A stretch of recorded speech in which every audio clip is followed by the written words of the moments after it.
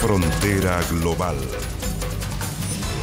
Vamos con la información internacional, pero primero, Frontera Global. Los temas interesantes, ¿no?, que se toman la agenda en el mundo. ¿Cómo estás, Andrea Aguilar? ¿Cómo estás, Gonzalo? Muy buenas tardes. Bueno, vamos a hablar hoy de un tema que nos tiene bien pendientes, de cómo se están o cómo se generan los cambios constitucionales en otros países. Esto a propósito de lo que sucedió en Chile durante el domingo. Pasemos a revisar, Gonzalo, nuestra primera gráfica que nos va a dar un panorama de cómo se ha dado esto en otros países. La mayor cantidad de reformas constitucionales se han hecho a nivel de comisión de expertos. También se ha dado en la Asamblea Constituyente, particularmente en el caso de América Latina. La Asamblea Constituyente ha sido la que más ha tenido que ver en los procesos que se han dado en varios países. Normalmente hay un promedio de 195 constituyentes en estos procesos. Tenemos que eso es una cantidad aproximada de un constituyente por cada 250.000 habitantes. Obviamente esto se puede alterar, son fórmulas, nada está escrito en los países, pero sí son algunas fórmulas de promedio y más o menos se tardan unos 14 meses de trabajo, 13.8 había dicho el PNUD. Vamos a analizar, Gonzalo, tres aspectos claves o dos casos particulares también. El primero... Espérate. Más o menos rangos parecidos, ¿ah? Claro. La Convención Constituyente acá, 155 representantes. Exacto. Son promedios, ¿no? Obviamente. Estos son promedios. 14 meses de trabajo, bueno, acá un poquito más, pero anda por ahí. Claro, exacto. Plazo, digamos. Obviamente, lo que te digo, no es una camisa de fuerza, son algunos promedios que se han dado en los distintos países que se han dado esos cambios constitucionales. América Latina, particularmente, es uno de los continentes que más ha tenido cambios constitucionales durante las últimas décadas. Vamos a revisar, como te mencionaba, dos de los ejemplos que han sido más citados en fuentes. Uno es el de Ecuador, otro es el de Venezuela. Empecemos justamente por el de Venezuela con la siguiente gráfica y vamos a ver, obviamente, qué es lo que hace distintos estos procesos. Venezuela tiene dos procesos distintos, ¿no? El de 1999, que fue cuando básicamente Hugo Chávez pide el cambio de la Constitución. Se dan varias cosas positivas en esta Constitución de Venezuela. Uno, el tema del derecho de los indígenas. Se reconocen entonces los pueblos indígenas, también se reconocen los temas ecológicos. Está entonces el cambio de nombre, deja de ser la República de Venezuela para convertirse en la República Bolivariana de Venezuela. Se da un plebiscito ratificatorio al final de este proceso, que también es bastante extenso. Hay cosas que cambian, obviamente, y es que en el caso de Venezuela, esta Constitución es llamada por el propio Ejecutivo, ¿no? No es un proceso como el que surgió en Chile, sino que parte del gobierno de Hugo Chávez. Tenemos un proceso que es mucho más reciente, ¿no? Hace 3 años, el de 2017, que tiene 545 miembros. Es un proceso muchísimo más polémico, por varias razones. Uno, porque esta no ha sido reconocida a nivel mundial. Aparte de esto, es una suerte de parlamento paralelo, Gonzalo, que funciona y que asume incluso los poderes que tienen otras instituciones, que es prácticamente le ha quitado el poder también a la Asamblea, que ha sido legítimamente constituida en Venezuela, el parlamento que es real. Y parte, bueno, de este proceso lo consultamos también con un juez jubilado de Venezuela. Repasemos también las declaraciones que nos dio justamente Jorge Luis Gaviria, explicando un poco cómo funcionó en particular ese primer proceso. Ya. Se partió de cero para iniciar una nueva constitución, como en efecto se realizó en ese primer paso y esa primera Asamblea Nacional en Venezuela.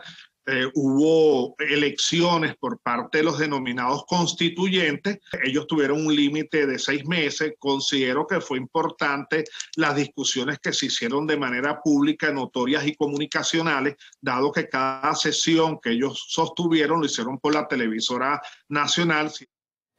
Esa, Gonzalo, es una de las principales claves y que es lo más polémico también de esta Asamblea Constituyente, y es que está básicamente sesionando de una forma en la que la gente no sabe realmente qué es lo que está pasando. Llevan 3 años sesionando en Venezuela. Se supone que Nicolás Maduro ha dicho que ese proceso va a concluir en diciembre de este año, y ahí tendría obviamente que ver qué es lo que realmente ha hecho la Asamblea Constituyente liderada por Diosdado Cabello, una figura del chavismo, bien cuestionada también políticamente, pero ha sido uno de los procesos quizás más largos. Se sale completamente de todos los márgenes, por decirlo de algún momento, porque estábamos hablando de 14 meses en promedio. Esto lleva 3 años y la gente realmente no sabe cuánto ha sido ese proceso. Pasemos ahora a revisar otro de los procesos, el que se dio en Ecuador. Es un proceso similar.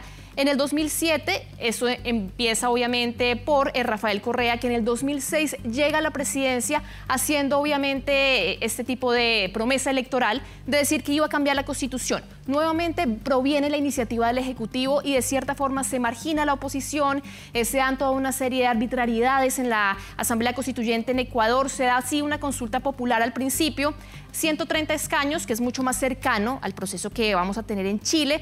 Ahí en ese caso se disuelve el Congreso ecuatoriano y básicamente empieza también esta Asamblea Constituyente, pero a diferencia del de Venezuela o el último que hemos tenido, hay un plebiscito de salida, en donde la gente finalmente dice que quiere reformar la Constitución, pero obviamente después vienen toda esa serie de enmiendas que en el caso de Ecuador y también en el caso de Bolivia fue lo que permitió la reelección. Bueno, los plebiscitos de salida son la oportunidad en que las personas aprueban o rechazan lo que se trabajó, ¿verdad?, por parte de los 130 representantes, el texto, claro, ¿no? Que es lo mismo que va a pasar acá en Chile.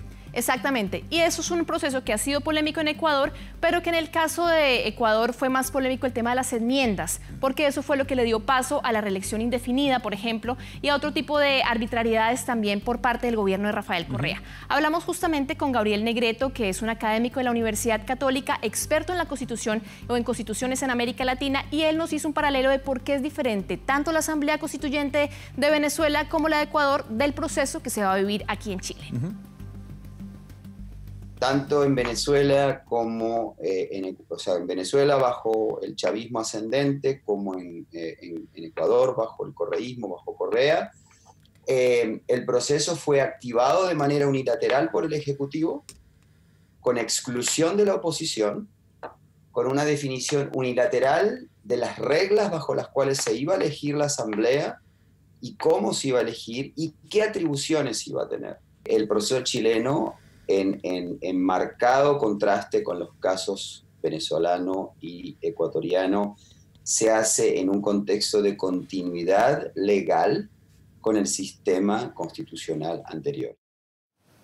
Y de esa forma llegamos, Gonzalo, a nuestro tercer y último ejemplo, que es mucho más similar al que se está viviendo, al que se va a vivir en Chile, y es el modelo de Colombia. Es un modelo más antiguo porque viene del 91, se da en un contexto de violencia parecido al que también se generó con el estallido social, obviamente mucho más dramático. Habían muerto varios candidatos presidenciales en esa época, estaba el proceso de paz también con las guerrillas. Se da un contexto de movilización estudiantil similar al que se vivió también acá en Chile. Se dan 70 miembros, que realmente es mucho más poco de los constituyentes que se van a tener en Chile, y a diferencia de lo que va a suceder aquí, allá no hubo plebiscito porque el acuerdo constitucional fue tan amplio que hubo mucha representación de sectores y sintieron que no era necesario.